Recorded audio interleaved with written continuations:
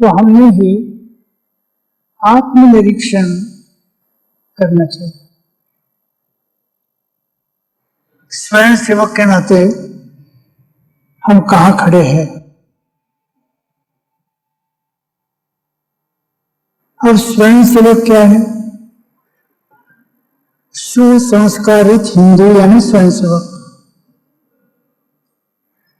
ऐसा हिंदू जिसके ऊपर समष्टि के संस्कार है, मैं अकेला नहीं, पृथक नहीं, स्वतंत्र नहीं, संपूर्ण समाज शरीर का मैं एक अंग मात्र हूं। यह अंगांगी भाव, यह संस्कार जिसके अंदर है, ऐसे हिंदू को हम स्वयं सेवक कहते हैं। अब इस नाते मेरी कहां तक प्रगति हुई? संघ के सिद्धांतों को हमने समझ लिया, सिद्धांत पर भाषण भी दे सकते हैं। कहीं विवाद सेमिनार हुआ तो संघ के सिद्धांतों को हम ठीक ढंग से रिप्रेजेंट भी कर सकते हैं। बौद्धिक स्तर पर हमने संघ को समझ लिया है, लेकिन अंतर्मन में स्वयं सेवकत्व कहाँ तक गया है, यह आत्मनिरीक्षण के द्वारा ही ध्यान में आ सकता है। तो ऐसा दिखता है संघ के बारे में हो, बाहर हो, दो तरह के लोग स्पष्ट रूप से सामने आते हैं। एक है पूर्ण रूपेण ध्येयवादी और एक है पूर्ण रूपेण व्यक्तिवादी। पूर्ण रूपेण ध्येयवादी का मतलब है कि जो केवल ध्येय को ही समर्पित है, ध्येय छोड़कर और कोई विचार उसके मन में नहीं है, स्वयं अपना विचार मन में नहीं है। जो आत्मविलोपी है, जो खुद को भूल गया है, खुद को ध्येय में समर्पित कर दिया है, विलीन कर दिया है, और इसलिए खुद का विचार ही मन में नहीं। भक्ति यह जो शब्द है दीक्षा की गई है। तो भक्ति क्या है? तो नारद ने उसकी परिभाषा की, तदर्पित अखिल आचरिता तद विस्मरण परम व्याकुलता थी, कि सारे अपने व्यवहार उसी को अर्पण करना, और उसका यदि विस्मरण हुआ तो मन में परम व्याकुलता होना। अब ये दिखने में बड़ा विचित्र दिखता है।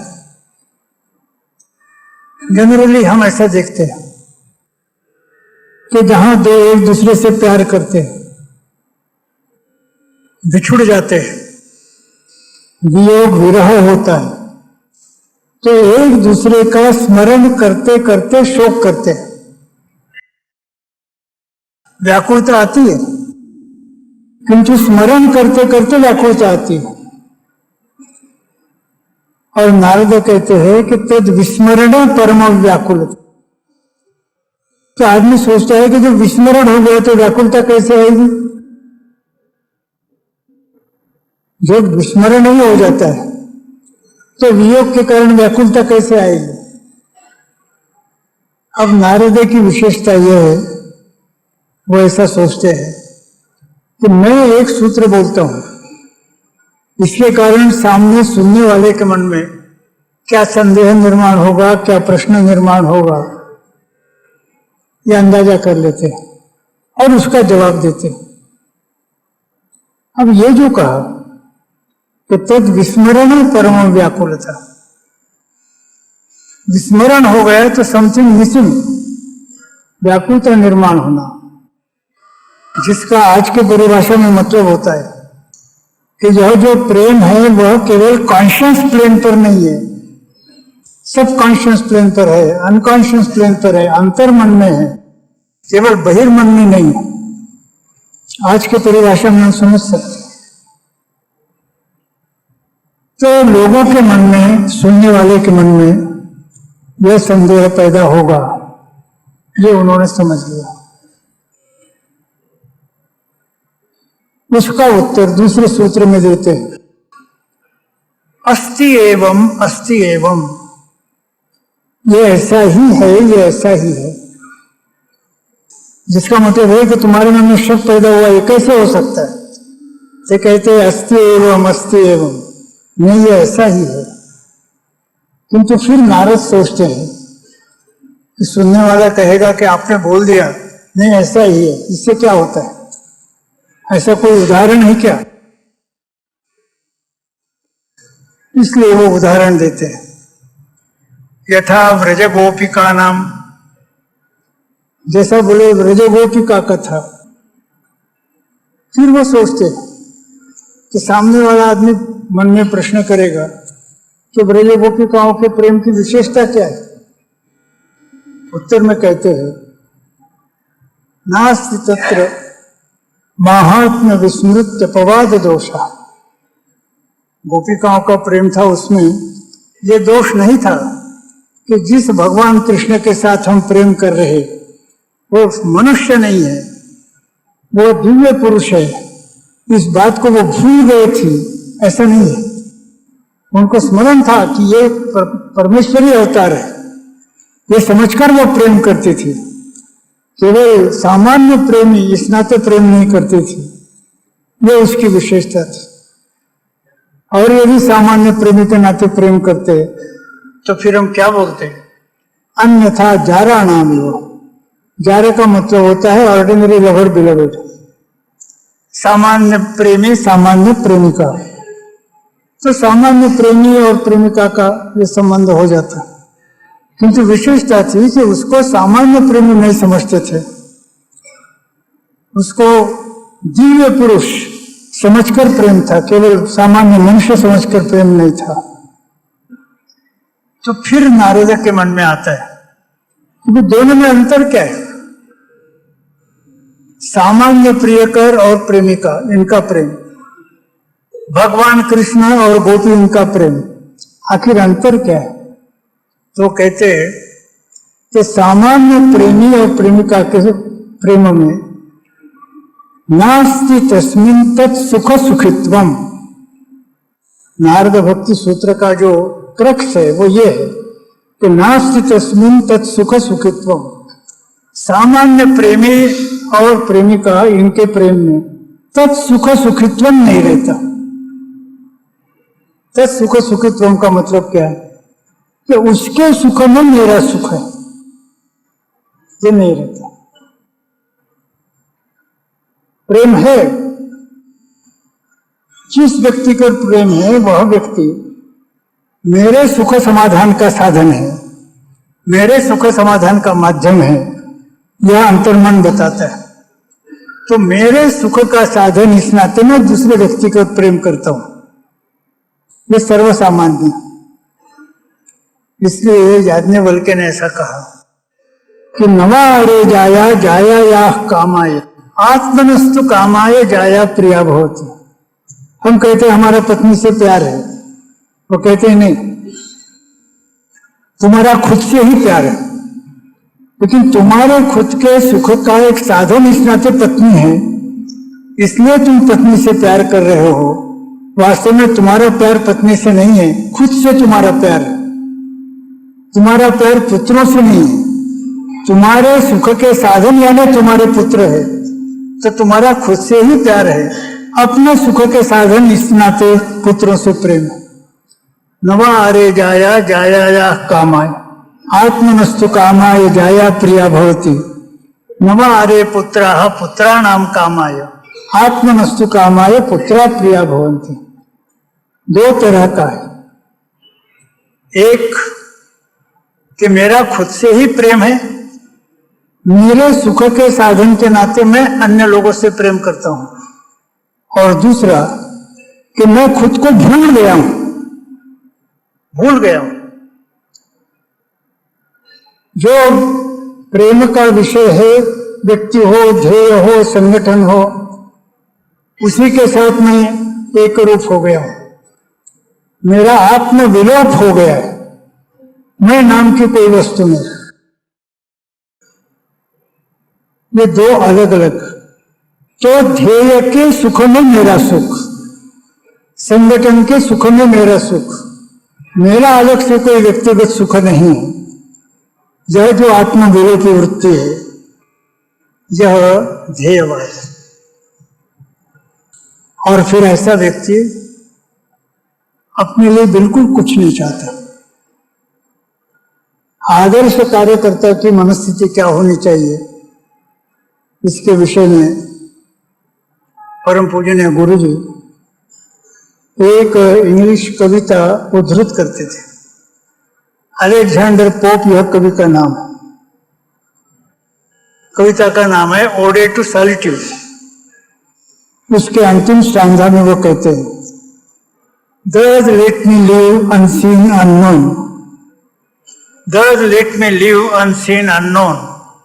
Thus unlamented let me die. Steal from the world and not a stone, tell where I lie. Thus let me live unseen unknown. मुझे कोई न देखे, कोई मुझे न जाने, ऐसे अज्ञातवास में मुझे रहने दो। Thus unlamented let me die. इस तरह से मेरा मृत्यु हो को कोई मेरे मृत्यु पर शोक ही न करे। स्टील फ्रॉम द वर्ल्ड, मैं दुनिया से खिसक जाऊं।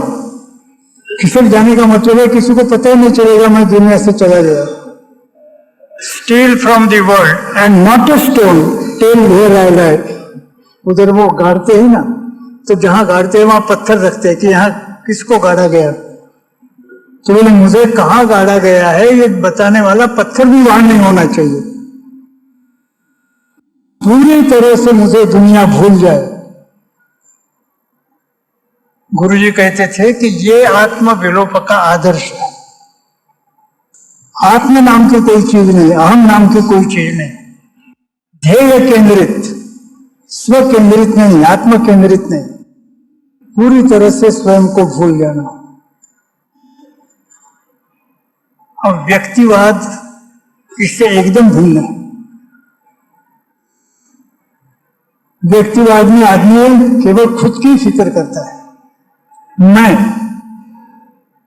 मेरा सुख, मेरा बड़प्पन, मेरी पोजीशन, मेरी प्रतिष्ठा, स्टेटस कॉन्शियसनेस, अपनी प्रतिष्ठा का ही हमेशा ध्यान रखना।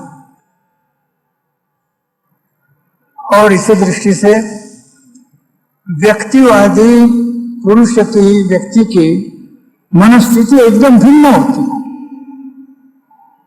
ध्येयवादी की भिन्न है, व्यक्तिवादी की भिन्न है। इसके विषय में एक उदाहरण हमेशा हम देते हैं। ग्रीक पुराण में एक कैरेक्टर आता है जिसका नाम है नार्सिसस। नार्सिसस यह 17, 18, 19 साल का लड़का है। दिखने में सुंदर है, सुंदर यानी हैंडसम नहीं, ब्यूटीफुल, फेमिनाइन ब्यूटी। मालूम होता है कि उन दिनों में ग्रीस में आईने नहीं हो गए, इसलिए उसने अपना स्वरूप कभी देखा ही नहीं। एक दिन वो एक निर्जर क्रॉस कर रहा था लकड़ी की पटरी पर से। नीचे का पानी शांत था, स्थिर था। पटरी क्रॉस करते करते उसने नीचे पानी में देखा तो अपना चेहरा देखा। तो मैंने कहा कि ही वॉज ब्यूटीफुल, वो सुंदर था। अपना चेहरा देखा, अपने चेहरे पर आकृष्ट हो गया। कितना सुंदर ये चेहरा है। इस चेहरे से मेरा मिलन होना चाहिए, ऐसी इच्छा उसके मन में आई। अब ये कैसे होगा? तो वो खुद के साथ मिलन करना, यही एक तमन्ना उसके मन में थी और वो हो नहीं सकता था, इसलिए वो यही इच्छा रखते रखते रखते दुर्बल हो गया। ही पाइंड एंड डाइड। यही इच्छा रखते रखते वो दुर्बल हो गया और मर गया। तो अपने ऊपर ही प्रेम, इसको नार्सिसस कॉम्प्लेक्स कहते हैं। आज के सार्वजनिक जीवन में नार्सिसस कॉम्प्लेक्स का बोलबाला है। मैं हूं, मेरी प्रतिष्ठा होनी चाहिए। हर दिन मैं अखबार खोलता हूं, मेरे भाषण की रिपोर्ट आई कि नहीं, मेरी फोटो आई कि नहीं। मैंने कई भाषण दिया, मैं कहता हूं मेरा भाषण टेप करो, फिर टेप अपनी ही आवाज सुनने में मुझे आनंद आता है, अपनी फोटो देखने में मुझे आनंद आता है। हम कहीं जाते हैं, लोग जय जयकार करते हैं, मेरा सीना तन जाता है। मैं भी कोई हूं, हजारों लोग मेरे जय जयकार कर रहे हैं, फूलों की माला डाल रहे हैं। मानो सारे विचार का, भावना का केंद्र मैं, अहम। अब ऐसा जो व्यक्तिवादी होगा, हम कल्पना कर सकते हैं कि वह अपने को तो बड़ा बना सकते हैं। खुद को कैसे बड़ा बनाना, खुद की प्रतिमा कैसे बड़ी करना, इमेज बिल्डिंग कैसे करना, इसके निश्चित मार्ग है, बताए गए हैं। उन मार्ग पर जाने से ये सारा हो सकता है। लेकिन वह व्यक्ति संगठन नहीं खड़ा कर सकता, ध्येय की सेवा नहीं कर सकता, खुद की ही सेवा कर सकता। तो हमने तय करना चाहिए कि हमने व्यक्तिवादी बनना है या ध्येयवादी बनना है। ध्येयवादी बनना है, वह आत्मविलोप रहेगा, ध्येय में ही संपूर्ण समर्पण। वो नहीं है तो जैसे आज सार्वजनिक राजनीतिक जीवन में हम देखते हैं कि हर एक व्यक्ति अपने को बड़ा बनाने के लिए पब्लिसिटी अपनी कराता है, अपने तरह तरह से तरकीब, तरह तरह से हथकंडे अपनाता है।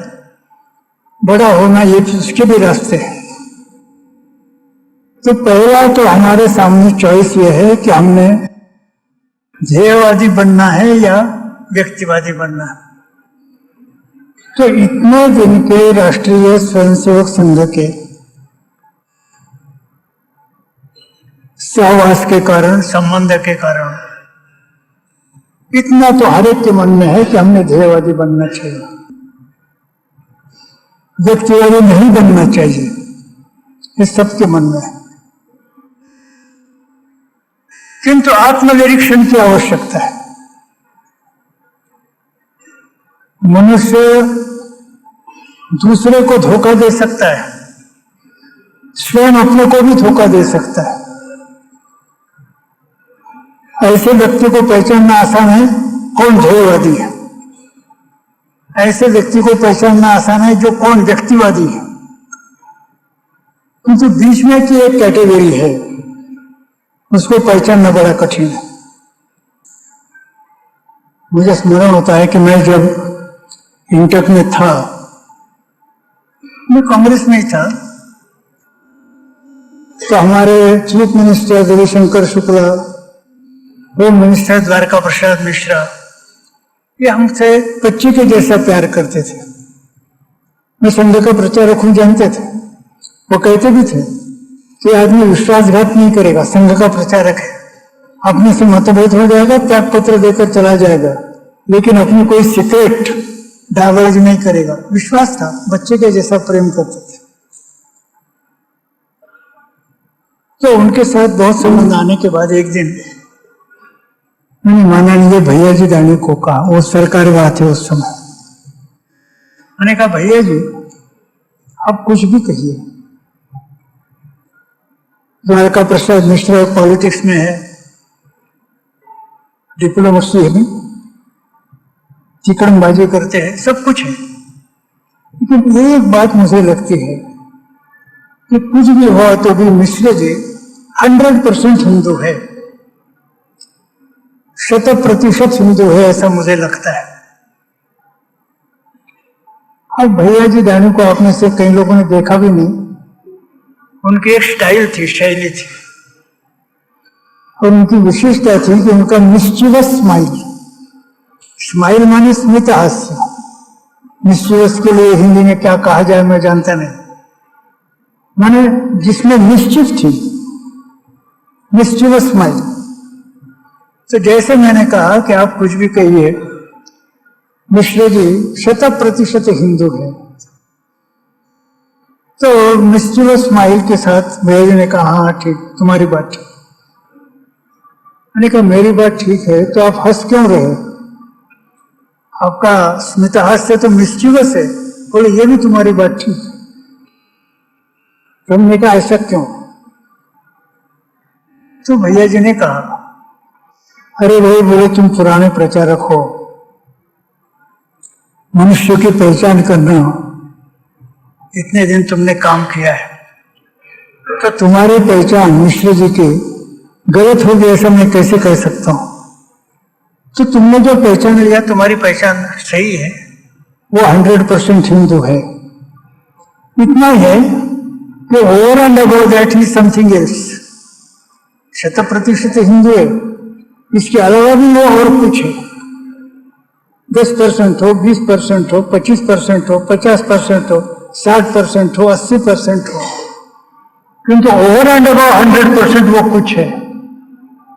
हमने का मतलब क्या है? ओवर एंड अबव 100% क्या है? वो द्वारका प्रसाद मिश्र है। अब अर्थ समझ लीजिए कि वो 100% हिंदू है, किंतु 100% हिंदू होने के बाद भी ओवर एंड अबाउ दैट 60%, 70%, 80% वो और भी कुछ है। और क्या है? तो द्वारका प्रसाद मिश्र है। माने व्यक्तिवादी भी है, ध्येयवादी भी है, व्यक्तिवादी भी है। अब ये जो बीच में की श्रेणी है, ध्येयवादी नहीं क्या है, लेकिन व्यक्तिवादी भी है। ऐसे व्यक्ति को पहचानना कठिन हो जाता है, और हम स्वयं उस पोजीशन है, स्वयं अपने पर निगरानी रखना यह भी कठिन हो जाता है। यह निगरानी का विषय है। जो ध्येयवादी व्यक्ति फिसल जाता है वो जानबूझकर नहीं फिसलता, उसको पता ही नहीं चलता कि हम फिसल रहे हैं। वो तो यही कहता है कि मैं ध्येयवादी हूं, मैं ध्येयवादी हूं, मैं ध्येय समर्पित हूं, कहते कहते वो समझता है कि मैं जो बोलता हूं वही ध्येय है। धीरे धीरे आत्म केंद्रित होने लगता है। ध्येयवाद भी है, आत्म केंद्रितता भी है, स्व केंद्रितता भी है, दोनों साथ साथ चलते हैं। धीरे धीरे ध्येयवाद की मात्रा कम होते जाती है, व्यक्तिवाद की मात्रा बढ़ते जाती है, उसके साथ अहंकार बढ़ते जाता है। मैं हूं, मैंने काम खड़ा किया है, मैंने जब काम शुरू किया इनमें से तो कोई नहीं था, बहुत कठिन परिस्थितियों से टक्कर लेते हुए मैंने काम खड़ा किया है, ये सारा जो काम है मेरी देन है, मैं हूं। और इसके कारण चार लोगों के साथ बराबरी से बातचीत करना भूल जाता है, अहंकार की बात आती है, सुपीरियरिटी कॉम्प्लेक्स आता है, लोगों के साथ बात करते समय एक तुच्छता का भाव प्रकट होता है, धीरे धीरे लोग उससे दूर हो जाते हैं। वो मन में खुद को भी धोखा देता है कि मैं तो ध्येयवादी हूं, कि मैं कर रहा हूं सब ध्येय के लिए। वास्तव में ध्येयवाद समाप्त होता है, व्यक्तिवाद आ जाता है, स्टेटस कॉन्शियसनेस आ जाता है, मेरी प्रतिष्ठा, मेरा स्थान, ये सारी चीजें आती है। और उसके कारण संगठन के लिए वह एक बोझ बन जाता है, लायबिलिटी बन जाता है। ये जो अपना स्वयं का स्खलन होता है, अधःपतन होता है, आत्मनिरीक्षण करने की आवश्यकता है। हम दूसरे का निरीक्षण करते हैं, दूसरे में क्या दोष आ रहे हैं हम देखते हैं, लेकिन मैं ध्येयवादी हूं ऐसा कहते कहते कहते मेरे मन में स्वयं क्या परिवर्तन होता है यह मुझे दिखता है। स्वयं अपने मन में कैसा परिवर्तन होता है। जैसे मैं ध्येयवादी इस नाते काम कर रहा, जीवन शैली सामान्य है,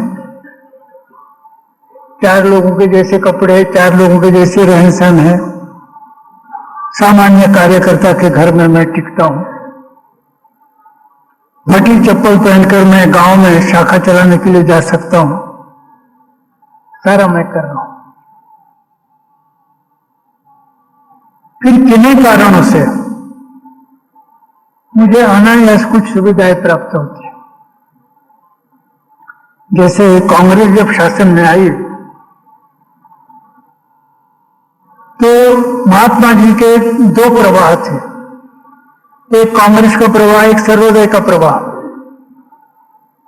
तो कांग्रेस शासन में आने के बाद उन्होंने सर्वोदय के लोगों को कुछ सुख सुविधा फैसिलिटीज देना शुरू किया। आचार्य दादा धर्माधिकारी कहते थे कि हमको जब सुख सुविधाएं ऑफर की गई तो हमने विचार किया भाई ये तो अच्छा है, हमारे सर्वोदय समाज के पास अच्छे कार्यकर्ता है, जानमारी करने वाले कार्यकर्ता है, फटी चप्पल पहनकर काम करने वाले कार्यकर्ता है, साधन नहीं है। अब यदि सरकार के द्वारा साधन प्राप्त होते हैं तो जितने ज्यादा साधन प्राप्त हो गए उतना हमारा काम अधिक बढ़ेगा। ऐसा सोचकर हमने सरकार के फैसिलिटीज, सुख सुविधा लेना शुरू किया। उन्होंने हमें कार्यालय की जगह दे दी, जमीन दे दी, मोटरें दे दी, जाने आने की सुविधा, फ्री पासेस दे दिए, तरह तरह की सुविधाएं दी। बोले हमने सोचा कि पहले से हम काम बढ़ा ही रहे थे सर्वोदय का, अब तो ज्यादा साधन आने के कारण ज्यादा काम बढ़ेगा। लेकिन बोले अब पश्चाताप हो रहा। पश्चाताप ये हो रहा कि जैसे ज्यादा से ज्यादा सुख सुविधाएं आ गई, साधन आ गए, तो उनका उपयोग करते हुए काम बढ़ाने की बात तो दूर। मैं पैदल जाकर काम करता था, मेरे पास मोटर आ गई। मोटर आने के कारण ज्यादा मैं काम करूं ये तो बात अलग रही, मेरे अंदर परिवर्तन आ गया। दादा धर्माधिकारी कहते थे कि हमारे कार्यकर्ताओं के मन में परिवर्तन आ गया, और जो पहले कई किलोमीटर पैदल जाते थे, साइकिल पर जाते थे, अब मोटर की इतनी आदत हो गई। जब मोटर ली उस समय मोटर के बारे में आसक्ति नहीं थी, विचार यही था कि मैंने तो मांगा नहीं था, दिया है तो इसका उपयोग करने में आपत्ति क्या है। लेकिन एक बार मोटर की आदत हो गई तो फिर यह हुआ कि आधा किलोमीटर पर भी सभा है, मोटर नहीं आई, मैं कहता हूं मोटर नहीं आई मैं नहीं जाऊंगा। माने मेरे मन में परिवर्तन हुआ, मेरी आदतें बिगड़ गई, और इसके कारण दादा कहते थे कि हमारा सर्वोदय संघ अभी नीचे चला गया है। खुद के मन में परिवर्तन, माने साधन बढ़ गए, साधना घट गई, और साधना घट रही है ये ख्याल में नहीं आता। पहले यही लगता है कि जब हमने न मांगते हुए मोटर मिली है, उपयोग करने में आपत्ति क्या है। होते होते होते मोटर का ऐसा चस्का लग जाता है, बगैर मोटर के वो 2 किलोमीटर जा नहीं सकता। खुद के मन में परिवर्तन। तो अपने ही मन में परिवर्तन जो होता है उसके बारे में अधिक सावधानी रखने की आवश्यकता है। जैसे मैंने कहा कि ध्येयवादी कौन है, व्यक्तिवादी कौन है, ये पहचानना आसान है, लेकिन ध्येयवाद और व्यक्तिवाद धीरे धीरे दोनों का मिश्रण एक ही मन में होता है, और खुद को पता न चलते हुए साधनावादी व्यक्ति साधन के प्रलोभन में आ जाता है। ध्येयवादी व्यक्ति अहंकार, लोगों के साथ तुच्छता का व्यवहार, मैं हूं, इस भावना में आ जाता है। और ये परिवर्तन इतना धीरे धीरे होता है, खुद का अधःपतन, खुद का स्खलन, खुद का डिग्रेडेशन इतना न समझते हुए, खुद को पता न चलते हुए होता है कि हम अलर्ट न रहे, सावधान न रहे खुद के बारे में। शत्रुओं के बारे में सावधानी रखना अलग बात है। सबसे बड़ा शत्रु हम ही अपने हैं। आत्मा एव इहात्मनो बंधु आत्मा एव रिपुरात्मना। सबसे श्रेष्ठ मित्र हमारे हम हैं, वैसे सबसे कट्टर दुश्मन हमारे हम ही है। तो हम स्वयं के कट्टर दुश्मन हो सकते हैं। आत्मनिरीक्षण सतत करने की आवश्यकता है।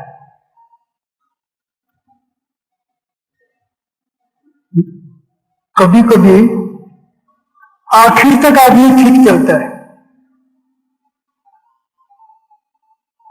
बहुत साल तक ठीक चलने के कारण वो भी नहीं समझता कि मेरा स्खलन हो सकता है। स्खलन यानी डिग्रेडेशन, अधःपतन। लोग भी नहीं समझते कि अब क्या होगा, अब तो इतने साल काम किया। लेकिन बहुत साल ध्येयवादी के रूप में बहुत अच्छा काम करने के बाद भी स्खलन की, अधःपतन की आशंका बनी रहती है। परम पूज्य ने गुरु जी कहते थे कि आदमी जब काम शुरू करता है, पहले उपेक्षा होती है, उसके कारण कई लोग काम छोड़ देते हैं। फिर थोड़ा काम बढ़ता है, उपहास होता है, वो बर्दाश्त न होने के कारण भी कुछ लोग काम छोड़ देते हैं। फिर और भी काम बढ़ता है तो विरोध होता है, विरोध के डर के कारण कुछ लोग काम छोड़ देते हैं। फिर भी कुछ लोग आगे काम चलाते ही है।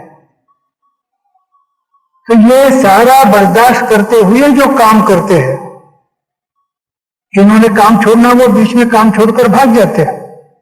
लेकिन उपेक्षा, उपहास, विरोध सारा बर्दाश्त करते हुए जो काम करते हैं, ये जब तक चल रहा है तब तक ऐसे ध्येयवादी व्यक्ति के नीचे जाने की संभावना नहीं रहती। विरोध हो रहा, वो विरोध का मुकाबला कर रहा है, ऐसी अवस्था में उसका अधःपतन होने की संभावना नहीं रहती। लेकिन जब विरोध पर मात करता है, और विरोध पर मात करने के बाद ऐसा लगता है, गुरु जी के शब्द थे कि sense of having arrived, sense of having arrived, कि मैं अब कहीं ना कहीं पहुंच गया हूं, ऐसी भावना जब मन में आती है, विरोधकों पर मात करता है और फिर विजयी होता है, फिर मन में भावना आती है कि सेंस ऑफ हैविंग अराइव्ड, अब मैं कहीं ना कहीं पहुंच गया हूं। उसके बाद एक संभावना निर्माण होती है कि शायद वो अधःपतन की तरफ जाएगा ऐसा नहीं, वो ध्येयवादी के नाते भी कंटिन्यू कर सकता है, लेकिन अधःपतन की संभावना तब तक नहीं रहती जब तक विरोध पर मात नहीं करता। किंतु जब विरोध पर मात किया है, कहीं न कहीं प्रतिष्ठा प्राप्त हुई है, सेंस ऑफ हैविंग अराइव्ड आ गया है, मैं कहीं न कहीं पहुंच गया हूं, ऐसा जब लगता है, फिर उसके मन में कुछ आत्म केंद्रितता, कुछ सुख विलास की इच्छाएं, जो शारीरिक सुख अभी तक हमने खुद को नकारा था, उसके तरफ ध्यान देने की इच्छा तब शुरू होता है।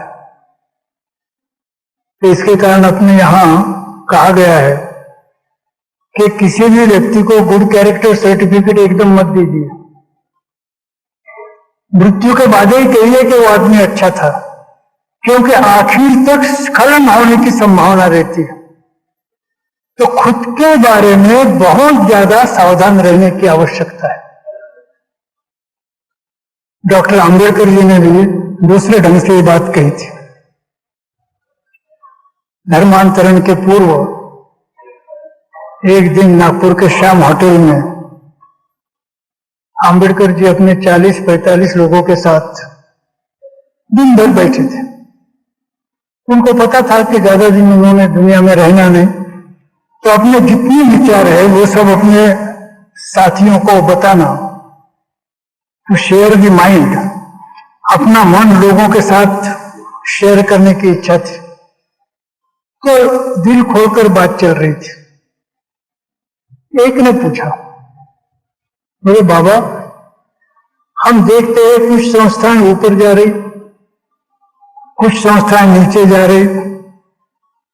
ऊपर एक संस्था जा रही ये भी हमने देखा है, जो ऊपर गई संस्था है वो नीचे जाती ये भी देखा है। तो संगठन ऊपर कैसे जाता है, नीचे कैसे जाता है, इसके बारे में तो बाबा साहब ने कहा कि भाई इसके बारे में मैं क्या जवाब दूं। तुम्हारे प्रश्न का उत्तर 2000 साल के पूर्व भगवान बुद्ध ने दिया, क्योंकि उन्होंने बुद्ध संघ चलाना था, बुद्ध संघ का उनका अनुभव था। तो 2000 साल पहले भगवान बुद्ध ने तुम्हारे प्रश्न का उत्तर दिया। क्या है उत्तर? तो भगवान बुद्ध ने ऐसा कहा है कि जहां उपेक्षा है वहां संगठन बढ़ते ही जाता है, और जहां उपेक्षा नहीं है वहां संगठन घटते जाता है। तो हम सब लोगों को ऐसा लगा कि ये स्लिप ऑफ टंग है, स्लिप ऑफ टंग है, क्योंकि उपेक्षा में उदासीनता, तो जहां उदासीनता है वहां काम बढ़ेगा, जहां उदासीनता नहीं है वहां काम घटेगा। ये तो उल्टा दिखता है। तो सबको लगा कि बोलने में कुछ स्लिप ऑफ टंग, कुछ जबान की गलती हो गई। तो समझ गए थे, उन्होंने जानबूझकर बोला था। ये तुम सब लोग समझ रहे हो कि मेरा स्लिप ऑफ टंग है, स्लिप ऑफ टंग नहीं। जहां उपेक्षा शब्द का प्रयोग भगवान बुद्ध ने टेक्निकल अर्थ में किया। टेक्निकल अर्थ क्या है? उन्होंने यही प्रोसेस बताई, जैसे परम पूज्य गुरु जी ने बताई थी कि पहले उपेक्षा रहती है, फिर उपास रहता है, फिर विरोध रहता है। और यह सारा करते करते फिर बाबा साहब ने कहा कि अब ऐसा क्षण आता है कि उपेक्षा, उपहास, विरोध तीनों को क्रॉस करते हुए अब यशो मंदिर का शिखर दिखाई देने लगता है। तो अब हम यश के मंदिर की तरफ अब पहुंच रहे हैं। ऐसा क्षण जब आता है, यशो मंदिर का शिखर जब दिखाई देने लगता है, तो बाबा साहब ने कहा कि अच्छे अच्छे कार्यकर्ताओं के मन में, दिमाग में परिवर्तन होता है। तब तक तो ध्येयवादी होकर काम किया, आत्मसमर्पित होकर काम किया, स्वयं अपने को बर्बाद करते हुए काम किया। लेकिन जब यश का शिखर दिखता है तो फिर एक मन में परिवर्तन आता है, और सब सोचने लगते हैं कि यह जो प्राप्त होने वाला यश है, इसमें मेरा क्रेडिट, उसका भी एक शेयर है। ये सारा काम जो सफलता पूर्वक हो रहा, इसका श्रेय कुछ मेरा भी है। तो उन्होंने कहा क्राइसिस ऑफ क्रेडिट शेयरिंग, ये उनके शब्द थे, क्राइसिस ऑफ क्रेडिट शेयरिंग। जो काम हो रहा सफलतापूर्वक, तो इस सफलता में मेरे भी क्रेडिट का शेयर है, ये दिखाने की सर्वसाधारण प्रवृत्ति होती है। अब ये सबके मन में आती है, और सभी लोग दौड़ते हैं यह दिखाने के लिए कि मेरे काम का क्रेडिट, उसका शेयर यश में ज्यादा है। तो उस समय सारे लोग जब क्रेडिट शेयरिंग के लिए दौड़ते हैं, मैंने वो काम किया, मैंने वो काम किया, इसके कारण सफलता है, ऐसा क्रेडिट लेने की होड़ जब लोगों में लगती है, उस समय जो प्रमुख लोग है, पायोनियर है, प्राथमिक कार्य करता है, वो भी यदि इस स्पर्धा में दौड़ने लगे क्रेडिट शेयरिंग के, तो मैंने कितना काम किया, तो बोले वो संस्था समाप्त हो गई। सारे लोग क्रेडिट शेयरिंग के लिए दौड़ रहे, उसमें आपत्ति नहीं, वो होता ही है, मन में परिवर्तन सबके होता है। लेकिन जो प्रमुख लोग है, कार्यकर्ता है, उनके मन में भी यदि क्रेडिट शेयरिंग की इच्छा आ गई और वो क्रेडिट लेने के लिए दौड़ने लगे, तब तो उस संस्था का कोई भविष्य नहीं। लेकिन इस स्थिति में प्रमुख पायोनियर प्राथमिक कार्यकर्ताओं ने यदि क्रेडिट के बारे में उपेक्षा बुद्धि दिखाई कि क्रेडिट किसको मिलता है ये कोई फिक्र नहीं है, उपेक्षा है उसकी, काम बढ़ना चाहिए, संगठन बढ़ना चाहिए, ध्येय की ओर हमें बढ़ना चाहिए, मुझे क्रेडिट मिलता है या नहीं इसके बारे में मेरे मन में उपेक्षा रहे। इस तांत्रिक टेक्निकल अर्थ में भगवान बुद्ध ने उपेक्षा शब्द का प्रयोग किया। तो आखिरी क्षण तक व्यक्तिवाद नहीं, स्वयं अपने ऊपर निगरानी, सावधानी। मेरा मन मुझे धोखा दे सकता है, इसकी जानकारी। और इस दृष्टि से जैसे बाबा साहब ने कहा कि क्रेडिट लेने के लिए नहीं, उसकी उपेक्षा और केवल ध्येय का ही विचार, अपनी प्रतिष्ठा का विचार नहीं। और विरोध पर मात करते हुए जब कोई प्रतिष्ठा प्राप्त होती है, उस समय भी सेंस ऑफ हैविंग अराइव्ड, मैं अब कहीं ना कहीं पहुंच गया हूं, अब थोड़ा आराम करने में कोई आपत्ति नहीं। अंग्रेजी में कहते हैं कि to rest on the past laurels, अभी तक जो काम किया फिर उसी में जरा संतोष मानना, फिर लोगों को बताना हमने ये किया वो किया, उसी में आनंद मनाना, और फिर थोड़ा आराम करना, थोड़ा सुख की ओर बढ़ना, सुविधा की ओर बढ़ना। तो सेंस ऑफ हैविंग अराइव्ड न आने देते हुए जैसे पहले से काम करते थे वैसे ही काम करते रहना। साधन विरहित अवस्था में फटी चप्पल से चलते थे। साधन बढ़े तो भी अपनी आदतों में बिगड़ने देना, साधना को कम नहीं होने देना, साधना की आदत नहीं कम होने देना। और जो साधन आते हैं उसके लिए इतनी आसक्ति निर्माण न होना कि जिसके कारण हमारी साधना का, तो हम स्वयं अपने ऊपर निगरानी रखेंगे तो हमारा स्वयं सेवकत्व अक्षुण्ण रह सकता है। और हम स्वयं अपने ऊपर निगरानी नहीं रखेंगे तो मनुष्य का मानस शास्त्र है कि अच्छा आदमी धीरे धीरे धीरे खराब होता है, ध्येयवादी धीरे धीरे स्वयं अपने को पता न चलते हुए और आत्म केंद्रित व्यक्तिवादी होता है। तो हम ध्येयवादी है, तृतीय वर्ष में आए तो स्पष्ट है कि हम ध्येयवादी है, 100% ध्येयवादी है, 100% ध्येयवादी है। सभी बातों का मुकाबला करते हुए हम संघ कार्य को आगे ले जा रहे हैं। हमने प्रण किया है कि संघ कार्य के प्रति ही आत्मसमर्पित रहेंगे, क्योंकि इस प्रण को लेकर जब हम आगे का जीवन बिताएंगे तो जैसे बाह्य परिस्थिति पर निगरानी रखना है, खुद अपने पर निगरानी रखनी है। और जो स्वयं को ठीक रखता है वो दुनिया को ठीक रख सकता है। तो इसी दृष्टि से हम अपने ऊपर निगरानी रखें, इतना ही कहना इस समय पर्याप्त है।